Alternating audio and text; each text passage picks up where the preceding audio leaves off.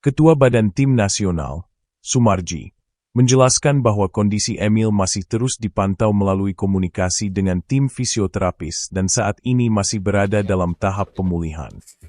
Kondisi Emil kondisi Emil sampai saat ini pantauan dari tim kami, tim antar fisioterapi masih proses penyembuhan.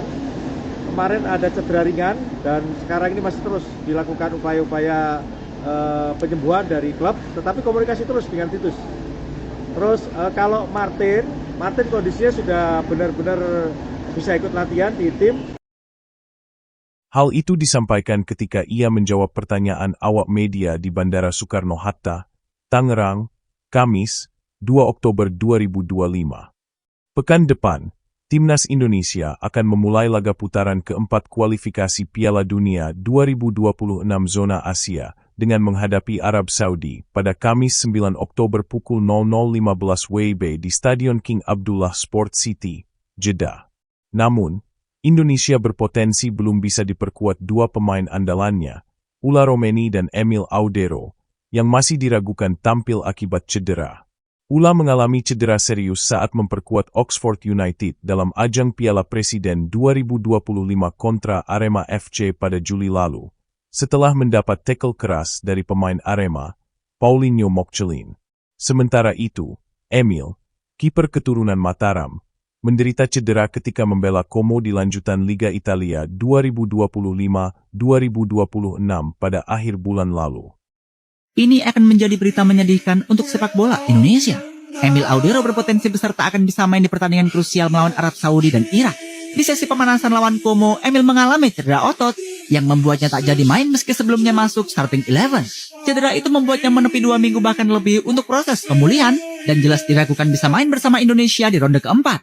Sial Martin Pas juga sedang dalam masa pemulihan yang sudah membuatnya tak bermain begitu lama, dan situasi ini membuat Indonesia beresiko tak bisa memainkan dua kiper utamanya di dua pertandingan yang amat krusial. Kendati demikian, pelatih Patrick Kluivert tetap diyakini mampu meramu komposisi terbaik tim. Pada pertandingan nanti, ia diperkirakan kembali menggunakan pola formasi 4-2-3-1, sistem yang sudah diperkenalkan saat dua laga FIFA Matchday di Surabaya bulan lalu. 4 bek utama diprediksi akan diisi oleh Jakob Sayuri di sisi kanan, Kevin Dix dan Jai Idzes sebagai duet bek tengah, serta Kelvin Verdong di sisi kiri. Jakob sudah pernah dimainkan di posisi bek kanan dalam 2 uji coba di Surabaya, sementara kombinasi Dix-Idzes terlihat solid saat melawan Lebanon. Adapun Verdong tampaknya masih akan menjadi pilihan utama di bek kiri, berkat performa impresifnya bersama Los Lille musim ini. 4 bek ini akan melapis benteng terakhir Indonesia. Kalau main 4-2-3-1, kiri Kelvin, kanan Kevin, ya. Tengah. Oh, kanan tetap Kevin, oke. Tengahnya siapa?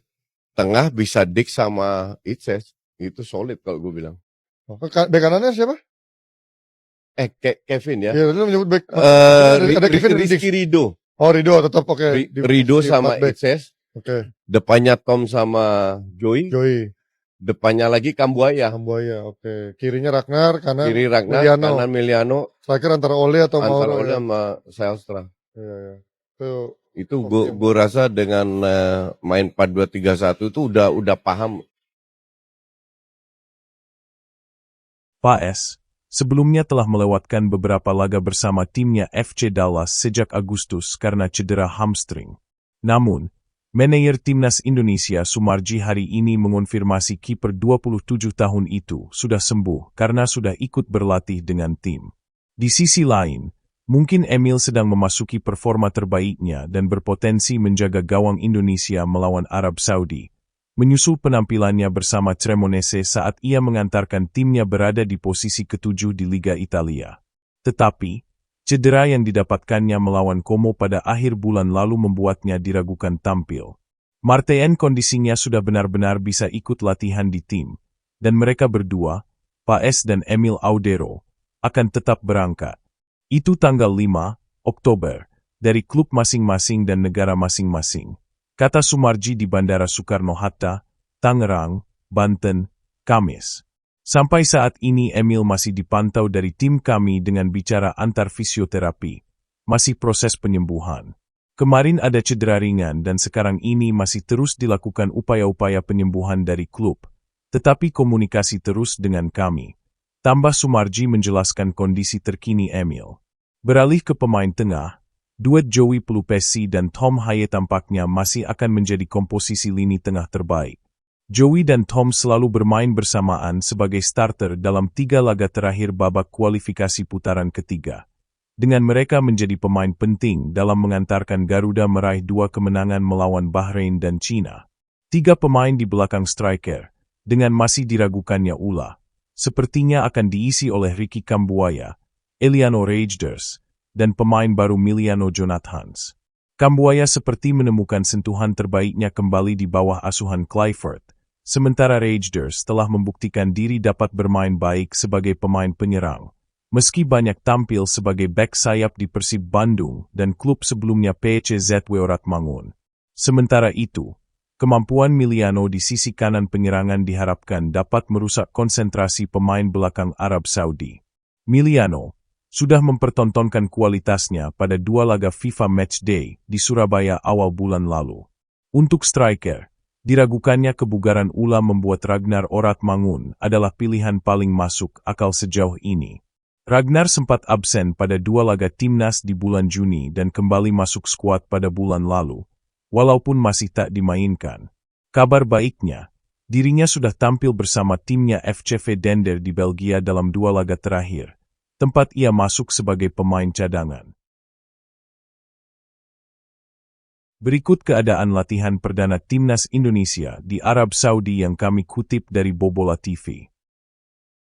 Jeddah Arab Saudi pada pagi hari waktu setempat. Skuad Garuda langsung menggelar sesi latihan pada sore. Timnas Indonesia datang lebih cepat ke Arab Saudi untuk beradaptasi dengan cuaca di sana. Ketua Badan Tim Nasional Sumarji mengatakan bahwa semua pemain Timnas Indonesia sudah akan tiba di Jeddah Arab Saudi pada pagi hari waktu setempat. Skuad Garuda langsung menggelar sesi latihan pada sore atau malam harinya. Timnas Indonesia datang lebih cepat ke Arab Saudi untuk beradaptasi dengan cuaca di sana. Pak Sumarji mengatakan bahwa ofisial tim pelatih yang ada di